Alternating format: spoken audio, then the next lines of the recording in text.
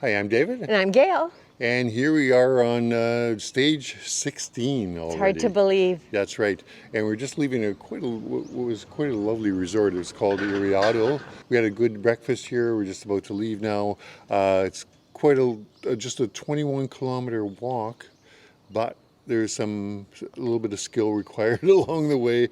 We even have a stream crossing, I think. Yes, near the end, near right? The end, yeah. Just to add to the drama. That's right. And we got some climbing of hills/mountains. So yeah, it's going to be an adventure for sure.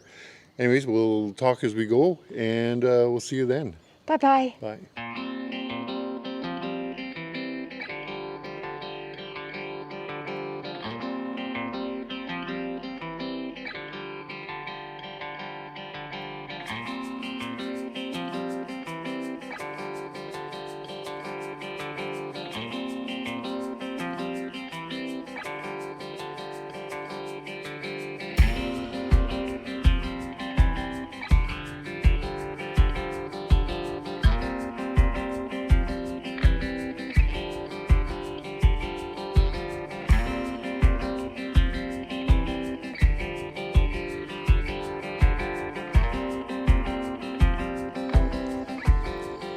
Well, we've encountered another one of those trail markers in a birdhouse, and lo and behold, no one has pressed this marker. So, here we go. Hey, I'm number 1.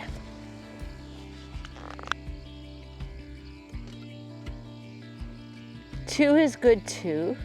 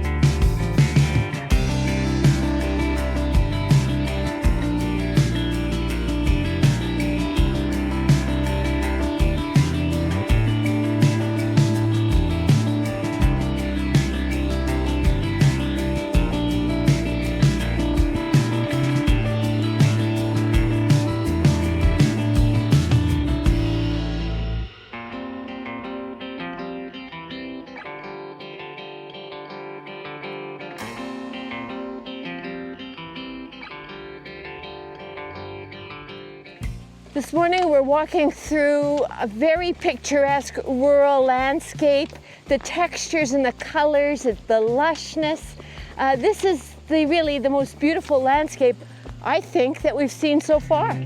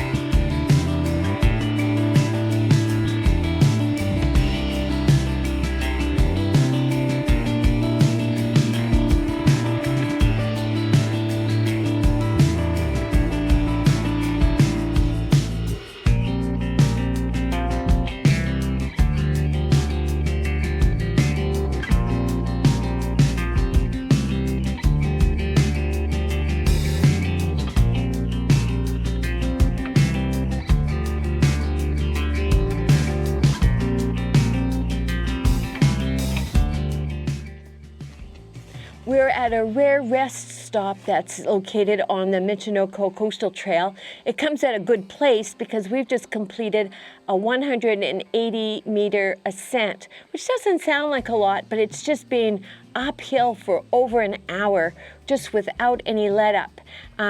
We'll have this stop, go down a little bit, and then we have yet a larger climb to do, but that will be the biggie for the day. So we're just resting, doing our best.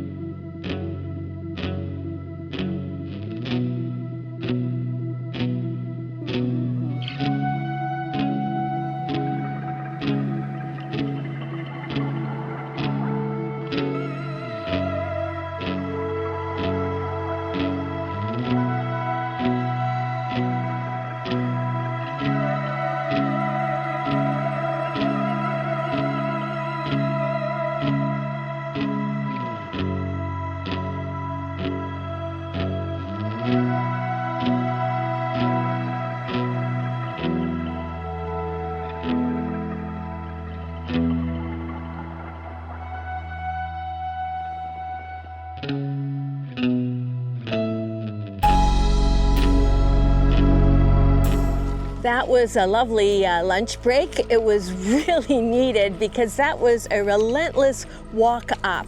It just didn't let up. So we have reached the highest point now of the trail, and as you can see, I'm descending. We'll be descending all the way to the end, which can also be hard on the knees, but personally I like it. Now, we still have that stream crossing to look forward to.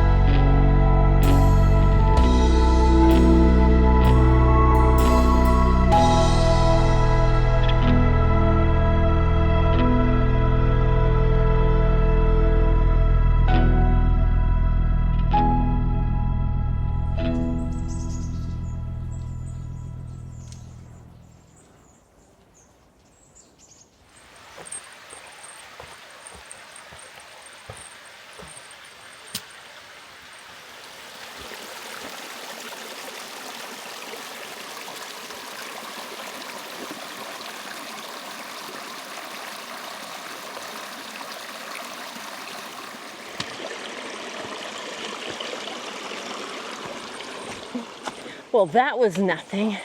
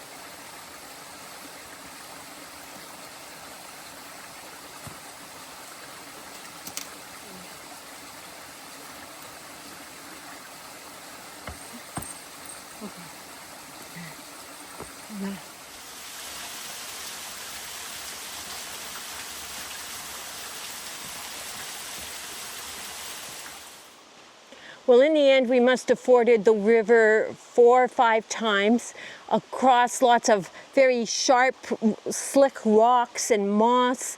But the doozer was this last passage here, which I declare is the hardest single passage that we've ever encountered hiking. So I don't know if you can actually see from the images here, but the infrastructure, which was wooden, has obviously gone rotten. So what they've done is they've hoisted what essentially is a ladder parallel to it.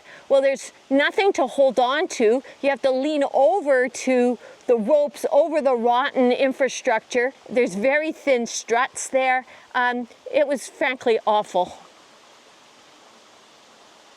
Okay, just to clarify, we went down this ladder. I think that if we were going the opposite direction and we were climbing it, it wouldn't be problematic. It was just that there's nothing to hold on to at all with respect to it and having heavy packs. There are a couple of notices. One here says, note, some pieces are missing. Yeah. That's right. And now as we go across this bridge that seems to be of the same age, it says, caution, 1 person at a time. So I'll take the lead.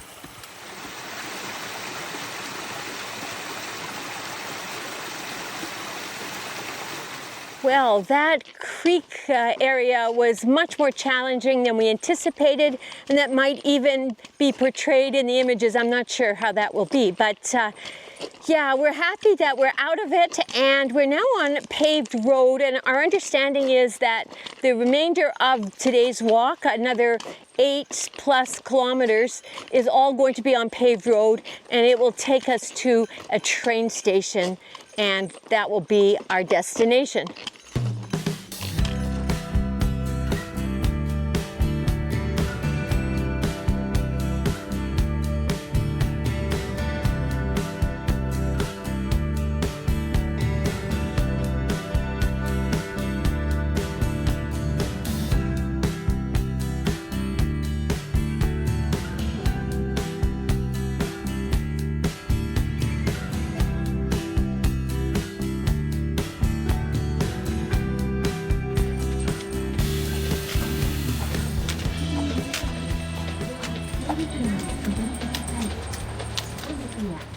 So welcome to the end of day 16, stage 16 of our walk on the Michinoku Trail. For this year. For this year, yeah. It's been an eventful day for sure. Right now we're at our hotel for, it's going to be for the next 5 nights actually, called the Pearl City Kesennuma Hotel. And that's the town we're in right now, Kesennuma. Kesennuma, yeah. So this is going to work out really well because what we're going to do is this will be our staging point. We'll be able to take a bus back to the route and then take the bus to back in and then go back to where and resume for 5 days, and there's even a 0 day involved. So in that, for sure. We're going to be able to travel lighter as a result. That's right, yeah. So it's all very positive. Lots of benefits, really, and it's kind of a nice place that we're staying at. It's very close to this train station, which in this case is important just because the key thing is that we want to be able to get to the trains early in the morning, for example, to take off to our starting point for the day.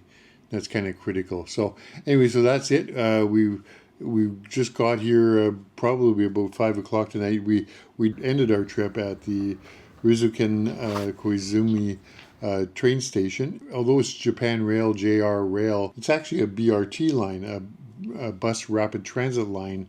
And I guess the story is that after the tsunami, it became, I guess, unfeasible to restore the railway lines, so they've installed instead these BRT lines, which are, they work, but it's just basically a bus running along the old rail lines and considerably more bumpy than the trains as well. Oh my goodness, yeah. It was a bit surprising, yes. Yeah, for sure. But anyway, so here we are. We're settled in. We had a wonderful dinner at a local izakaya.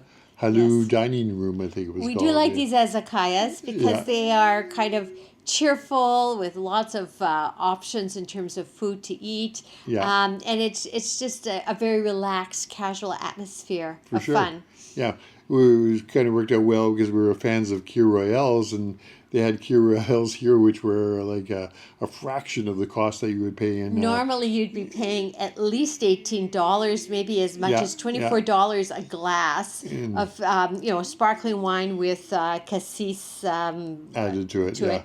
And here it was $6 a glass. Essentially, yeah. So it was great. Much better, and it still tasted just as good. And then I was able to also delve into a little bit of a sake as well. It's one of my favorite beverages from Japan. And so that was kind of nice. And we had some spectacular meals as well. Yes, we did. We had some raw octopus. Octopus is a famous dish here. This is very much a fishing center. It's called an octopus carpaccio, actually. Yes, and then we had some beef that was very nicely prepared. Yeah. We finished it off with an affogato, which is something that it's Italian, but we discovered it in 2011 in India. Of all places. And we were on the Indian Ocean, and it was when we were at that particular location that the tsunami hit Japan. That's right. And so there seems to be a connection there for us personally. For sure. But it was a beautiful quality vanilla ice cream with coffee poured on top, and it was just premium. Tomorrow we're off again to going back to taking that same BRT line back to where we got on to tonight and start another walk. But Right. anyways, we'll get to that tomorrow when we get to Sure, that sure. point. We will have to get up early, though. We are planning to start eating at breakfast at 6 a.m. Yeah, for sure. So until then, this is, we're signing off, but we would also appreciate it if you could give us the old thumbs up if you like the video, and also, Please subscribe. Yeah. So many of you are subscribed already, but Yeah. there might be a few out there who aren't. for sure. And we always love those comments as well, so you just keep them coming. Anyways, until tomorrow, Good night. see you then.